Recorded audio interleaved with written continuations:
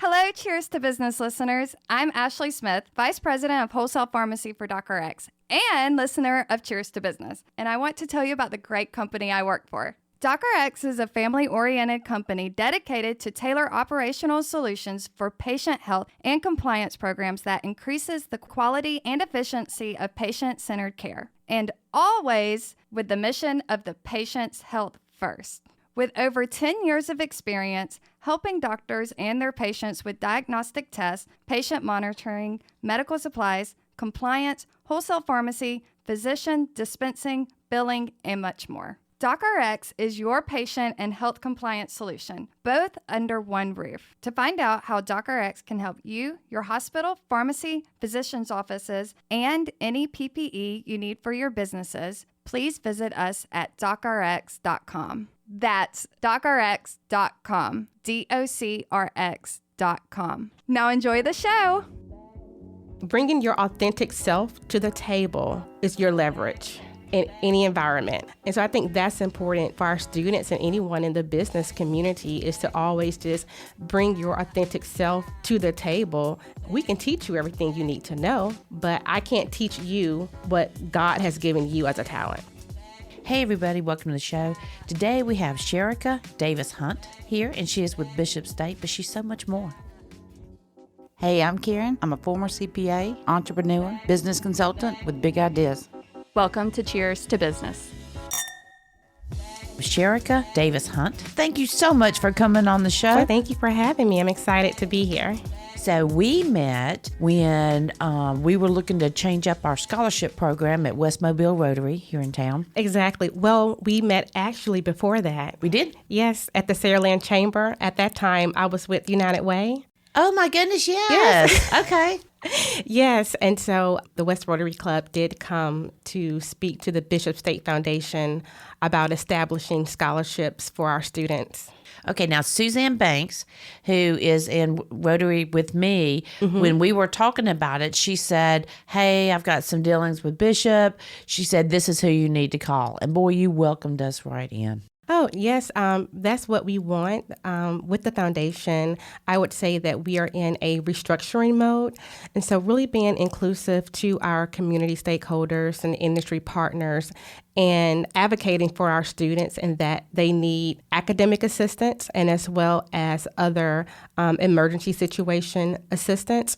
We are a community college. Our tuition is very low compared to your university. So for 12 credit hours, which is considered a full-time student, it's under $2,000. That's amazing. But even some people, they can't afford that. Exactly. And that's why those scholarships are very helpful. Sometimes people feel that I'm not giving enough, and so they won't step up to give. But, anything helps. I have individuals who give $250 towards books, or $500 or $2,000 for a scholarships. And these students are very thankful. And I think it really hit me when I called a student and I said, you were awarded a scholarship. And she just started praising Jesus on the phone and crying. And I said, well, wait, this scholarship is for $250 for books. And she said, I don't care what it is. I am just so grateful. And that's when it really hit home to me that what we're doing is impactful to our students and the community. When you and I were first talking about what we were going to do, something hit home because, my daddy was a fireman. I grew up down on Dolphin Parkway. My daddy was a fireman. So, we didn't have much money. We didn't have any air conditioning. Most times we didn't have heat. And when I went to go to college, he made, a little bit over what qualified as a Pell Grant. Yeah. So I had to do student loans. But yet we didn't have any money. So when you and I were talking, that was the dilemma a lot. Yes. So a lot of people qualify for the Pell Grant. Yes. A lot of our students qualify for the Pell Grant. And so a lot of our students do not qualify for Pell Grants, or they've attended school before, and so they're looking just to come back to college to revamp their lives or provide a better life for their families. And so they have exceeded their Pell Grant funding. And so with the foundation, we exist to really step in to fill those gaps for those students who do not qualify for a Pell Grant, who may have had some things to happen in their lives that may have set them back. So they may not have the best GPA to qualify for an academic scholarship, which is why foundation scholarships are set at 2.5. Okay, cool. Now, I have toured the welding department out okay. there, and it's got robotics, you've got electricians, you got nurses. So these people learning a trade, which I am a high proponent of, not everybody needs to go to college. Yes. But so these people get a trade, and then they go out into the world and they get their, apprenticeships, and they do the different things, and they want to go into business for themselves. Do you guys have anything to teach these people how to be in business, an entrepreneur? So outside of our business courses, we are looking to start up a business incubator to assist our students who are looking to become entrepreneurs. A lot of our students, they do have come out with trades, and they want to start their own business. They want to start their own hair salon or plumbing business, or even their welding companies. We've heard of students starting their own trucking company. And so we want to be able to assist them in their journey alongside of the academic and as well as the training that we're providing them to serve them holistically. It's so important because you can't believe everybody on Facebook can teach you how to be in business. I'm sorry. Exactly. And so we want Bishop State, is a community college. So we want to be of the community. And so even outside of just our programs, we want to create a space where anyone can come and get that training from social media, from finances, to learning how to utilize QuickBooks. How do I file taxes as a business? And so we just want to ensure that, we're just providing all the necessary information so that our citizens can be productive. Well, I'm part of an organization that we have an online course. I'm familiar. 24, the Master Network, and it says what kind of entity do you want to be, how to budget, how to manage your cash flow, what are income, what are expenses, what can you deduct, how do you pay yourself, how do you read financial statements. Yes. So all of these little facets, you think you know everything until somebody knocks on the door from whether city, county, or state, or Fed and tells you don't. Exactly. And that's what we do not want. And especially in our community, where we're located in the heart of downtown, and just being that pathway of teaching students, adults, anyone, everything they need to know about business. I think that's very highly important. Even if you're not starting a business, I think it's just important just to know the ins and outs of those facets. How do I read a financial statement? How do I complete my income tax return, without having to go out, and I may not have the money to go out and pay someone to do that. So I think it's very important. The best tradespeople, the electricians, the plumbers, the welders, pressure washer, whatever it may be that God gave you your talent in. Yes. Because it's a God-given talent. It is.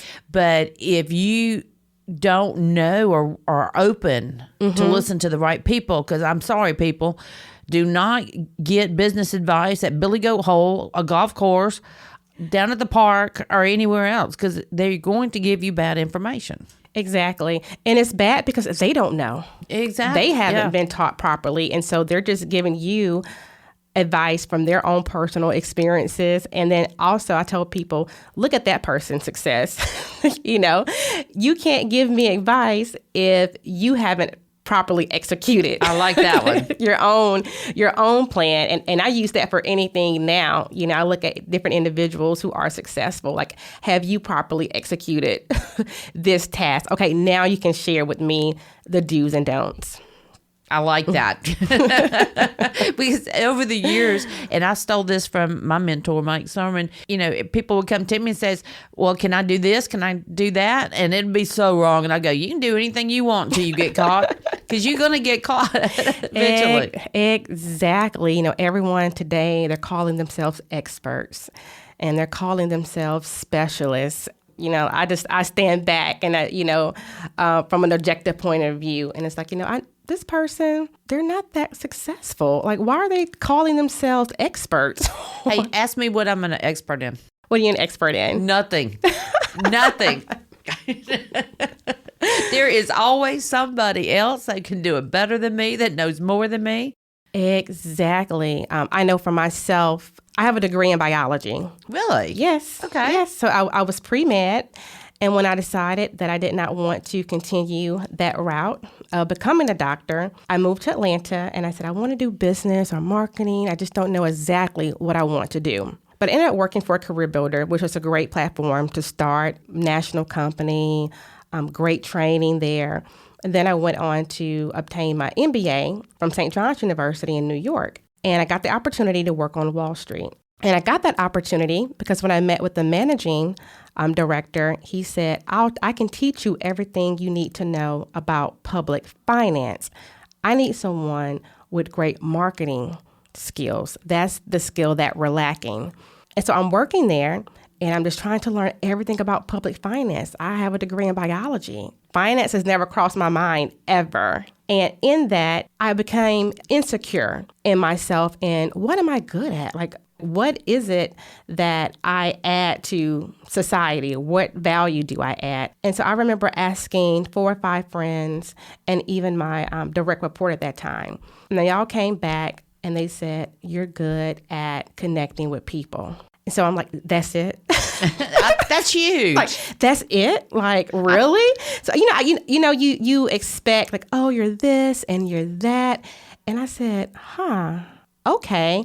And so at that moment, and listening to Carla Harris, I'm not sure if you're familiar with her. I'm not. But she's a Wall Street vet, and she's a motivational speaker now. So she has these pearls to success.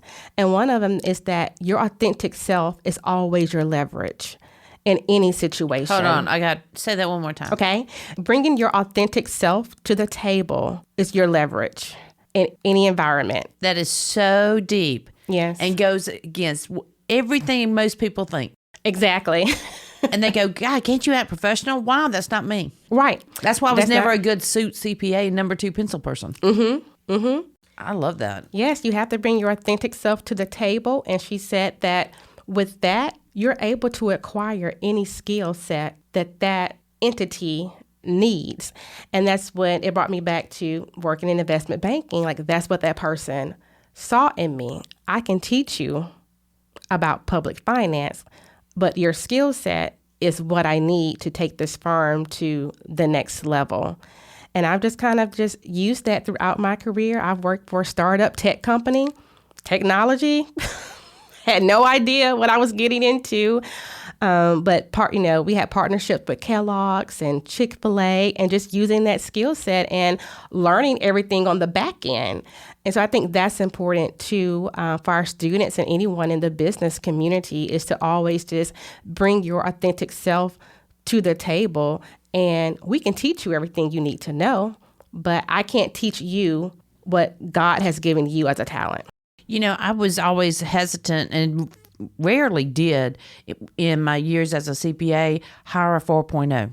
Mm-hmm. But you give me somebody that worked as a bartender. Yes. And that was just trying to change their life and get their accounting degree and wanted, or couldn't afford it, no family, whatever. Yes. But you give me a bartender that knows how to talk to people, I can teach you debit and credits all day long. Exactly. It's that personality, that hunger, the attitude, because culture is important. You don't want someone coming in, being a know-it-all or just being toxic. Yeah. We've all have met those people and have worked with them. Are you talking about a PIA? Pain in the ass? We all know those. Exactly. And they are smart. They add value, but you just, you come with a dark cloud and no one wants to work with that person. And when you do have them in and you realize it, get them out fast. Exactly. I don't care how smart they are. I don't care how good they are at their job. Get them out. Yes, you have to. In order to have a successful department, business, whatever, you cannot have toxicity. How did you end up at Bishop State in Mobile, Alabama? Okay, well, I'm originally from Mobile, Alabama. Grew up here. After high school, I attended John L. LaFleur High School, and I transitioned on to college. And so I've lived in Atlanta. I lived in New York. I did study abroad in Italy. I moved to D.C. Then I went back to Atlanta, where I met my husband. and who happens to be from Mobile as well. Oh, wow. So from there, he got the opportunity. He's a principal to take on a position in Abu Dhabi, United Arab Emirates. I'm in the Middle East. And so our daughter was 6 months old, and we transitioned to Abu Dhabi. And from there, everyone told me that it is very hard for spouses to get positions outside of education. And being a new mom, I love my daughter to pieces, but being a stay-at-home mom was just not for me. Oh, me either. So, I was a worse mother not working. I know. I was telling my husband, he's like, this is every woman's dream. And I said, it's not my dream. Being a stay-at-home mom, it just isn't for me. And maybe for someone else, and that's fine. And they work hard. Yeah. That's not taking anything away it's from hard stay-at-home moms. work. I work harder at home. This is why, during the pandemic, being at home, I said, I worked harder than I've ever had to work in my entire life. You don't get appreciated. There's no validation whatsoever. No break. Because as soon as you feed them, they take a crap. But I love my child. Yes. Oh, tell your child happy birthday. She looked beautiful on that post on Facebook. I saw it. Thank you. Yeah, her birthday's tomorrow, so we're kind of doing the pre-birthday. Well, you tell her Miss Karen said happy birthday. I will. She's turning 6. That's such a good age. It is. Now value every single second up until she turns 13. That's what my husband said. He said, "Oh, I can't wait to see you too when she becomes a teenager." It's funny that Katie and I, are we really that different? Mm-hmm. You kind of wonder when you look back. So I've gotten paid back on everything I did to my mom. That's what my mom tells me. She said, when you were a little girl, you were bad, and she's just like you. So you'll get through it. Well, Miss Davis Hunt, you know that I already liked you, but I had no idea you were so interesting. And your journeys and the education and knowledge and experience you've gained all over the place. Yes, and I can circle back to how I came back to Mobile. Yeah, please do. So we were living in Abu Dhabi. I had the opportunity to work with who lives there? Who lives in Abu Dhabi? I know, right? And it really did not hit me. I worked for a company that was based out of Dubai. And so they had also an office in Abu Dhabi. So one day I was listening to Beyonce's Lemonade album, and I'm driving from Abu Dhabi to Dubai, and I'm just staring at the Burj Khalifa, and it was like, wait a minute, how did I get here? How am I driving to work to Dubai? And there's the Burj Khalifa, there's the palms, and it was just a very surreal moment. Like, how did I get here? But my husband, we have a son. I call him my love son, stepson, and he was starting high school here in Mobile, and we wanted just to share that experience with him, which brought us back to Mobile. And just throughout my career path, I've always found myself doing community initiatives, but fitting them into what I was doing. And so I told my husband, the next career path that I have to help people, and it has to be a part of that core requirement. And I'm not searching for things all the time. And I started interviewing different people here, Jill Chenoweth, Clifford Grimes, Tim Wills, Sandra Brown, Ira Bates, different people in the community. And that's how I landed a position at United Way. Okay. So I started off there as a resource manager, and then I matriculated to vice president of resource development. And so when the position became available at Bishop State, someone reached out to me and said, you should really look at it. And just reading the job description, like Steve Jobs says, you have to reflect back to connect the dots. And I started connecting all the dots. And I said, this is the perfect position for me. And even at Bishop State, where my office is, my grandmother lived in the Orange Grove projects. They were across the street. And so for me, it was a very sentimental moment.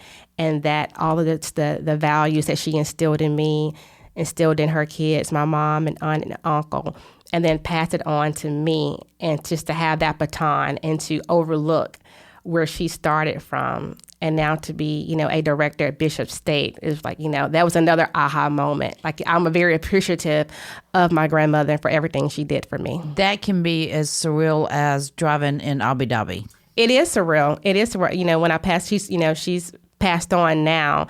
But for me, it's a way of thanking her. Like, your hard work, your sacrifices were not in vain. And I'm not done yet. As I continue to grow, I hope that, my daughter, that I can pass the baton on to her, and that she goes on to do amazing things in this world. I've had those surreal moments, and they are so powerful. They are. Well, Sherrica, is there anything new and upcoming at Bishop State? Yes. So 2 things. We have started a capital campaign for naming opportunities for the Advanced Manufacturing Center and as well as our Health Sciences Center. That information can be found on the foundation.org website. And then we also have our Center of Performing Arts program that is up and coming for the fall semester for students who are interested in dance, vocal performance, and theater production. We are in the process right now of allocating out 30 scholarships for students to attend the Center of Performing Arts. That's amazing. Yes, I'm excited about it. Yeah, I mean, you've got the book smart, you got the trade, and don't leave out the arts. Exactly. Again, we want to be that central hub for all things in education. Bishop State has come a long way over the years. It really has. I know President Biden once stated that community colleges are the world's best kept secret. And I told Dr. Sykes, I said, we are stepping out. We are no longer a secret. We are here. We are asking for the community support and as well as our business supports to help our students so that we can then push them back out into society, because when they graduate and they're able to work and provide for themselves, they become tax-paying citizens. So they patronize local businesses, they bank with our financial institutions. And so it is a cycle. Everyone benefits. So for any listeners out there that are thinking about going back to school, getting a new education or going a different avenue, what do they do? How do they get in touch with anybody out there that can help them? Right now, we are currently going through our registration for our late start term and as well as our mini term 2. So those individuals, they can come to campus, to the Dale Shamps building on the main campus. You can register. You can go online at www.bishop.edu. And you can follow the application process. But it's a very easy process. Everyone at Bishop State is here to help our students, to get them enrolled, and to also help them matriculate out of Bishop as well. And so we just want, just the community to know that Bishop State is a great place and a great time to start with us. Now, what about any businesses out there that want to partner up, or at least groups like I challenge other Rotary groups? Yes. If you have scholarship programs. And what happened with us is that we were given to the 4.0s. Mm-hmm. And we raised money through the year, and we were given that scholarship. And Dr. Andy Duke stood up and he says, why are we helping the people that have already been helped? Yes. And so that's when I said, yeah, that makes no sense. And so that's when we went on our journey to help somebody that maybe hasn't been given the best breaks in life. Exactly. And so my title is Director of Institutional Advancement. So with that, I oversee the philanthropic initiatives at the college level, and the foundation is the nonprofit sector. So it's a completely different entity from the college, but the foundation serves as the philanthropic arm of Bishop State. So we help to fund scholarships for students. We have a student emergency fund that helps students to pay utility bills, childcare, transportation. And so a lot of those things we forget how essential they are until we don't have them. Well, if a company does want to help out with that part, how do they? Yes. What do they do? So you can visit www.bishopstatefoundation.org, and under ways to give, there are different options. You can give online. You can send in a check. The address is also listed on the website as well. Or you can call me, Sherrica Hunt. My number is 251-405-7043. And my email is shunt@bishop.edu. Sherrica, when you guys get the entrepreneurship program up and going, yes, will you come back on so that we can tell business owners, because that's mainly our audience? Yes, definitely. To let them know what's available. And I'm interested too in mentoring, I'm not sure what the right word is, is for those wannabes. Okay. I want to make sure people are learning and hearing and listening to the accurate information. Exactly. And that's what we want with the foundation. We're also starting up a foundation academy to host workshops and seminars with different topics. We plan to kick off that initiative in the fall. So I would love to have you on as one of our guest speakers with that. But most definitely when we start that official entrepreneurship incubator, you'll be the first person I call. Thank you. I'm excited. I'm excited as well. So on every Cheers to Business, we do a cheers. Okay. All right. So my cheers is to going out in life and getting the experiences, but bringing it back home to help others. Well done.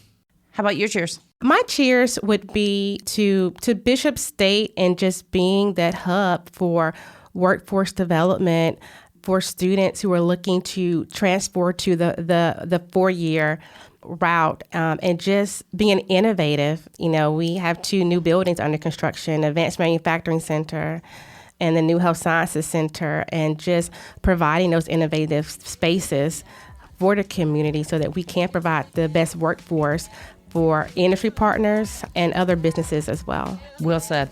Well, Sherrica, I want to thank you so much for coming on the show. Thank you for having me. Okay, that's a wrap. Please be sure to subscribe to Cheers to Business podcast on iTunes or anywhere else that you get your podcast. Visit our Facebook and be sure to give us a like. And if you have any questions or topics you'd like us to discuss, shoot us an email from the website cheerstobusiness.com.